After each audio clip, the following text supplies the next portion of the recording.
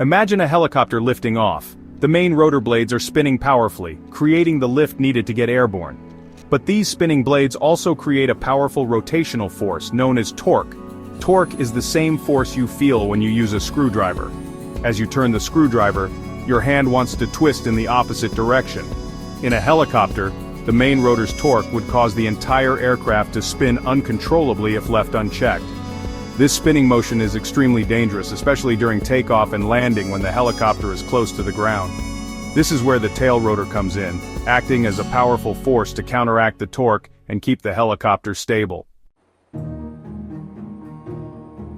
Mounted vertically on the helicopter's tail boom, the tail rotor is a smaller set of blades that spin perpendicular to the main rotor. This seemingly insignificant component plays a vital role in maintaining the helicopter's stability and control. The tail rotor generates thrust in the opposite direction of the main rotor's torque. By adjusting the pitch of the tail rotor blades, the pilot can increase or decrease the amount of thrust produced, allowing for precise control over the helicopter's heading. This balance of forces between the main rotor and tail rotor is what prevents the helicopter from spinning and allows the pilot to maintain a steady heading. Without the tail rotor, controlled flight would be impossible.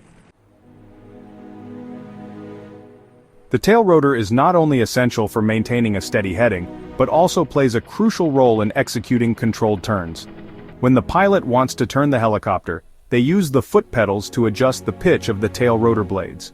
Increasing the pitch of the tail rotor blades generates more thrust, pushing the tail in one direction and causing the helicopter's nose to swing in the opposite direction. Conversely, decreasing the pitch reduces thrust, allowing the helicopter to turn in the other direction.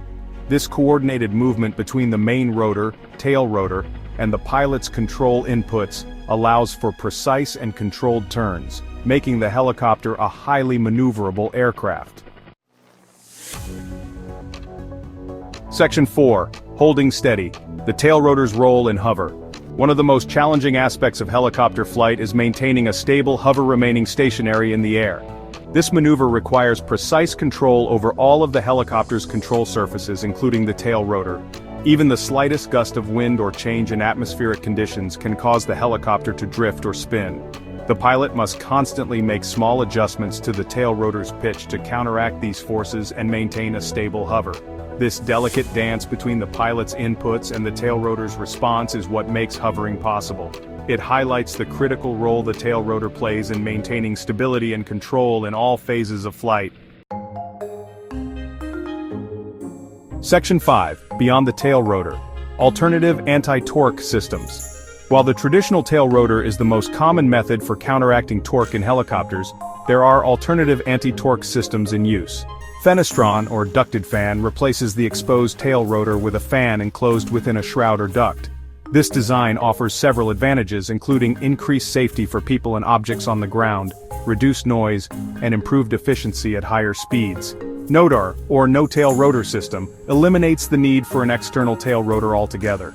It utilizes a fan within the tail boom to create a high-volume, low-pressure airflow that exits through a controlled slot, generating a Coanda effect that counteracts the torque of the main rotor. These alternative systems offer several advantages over the traditional tail rotor, including improved safety, reduced noise, and increased efficiency in certain flight conditions.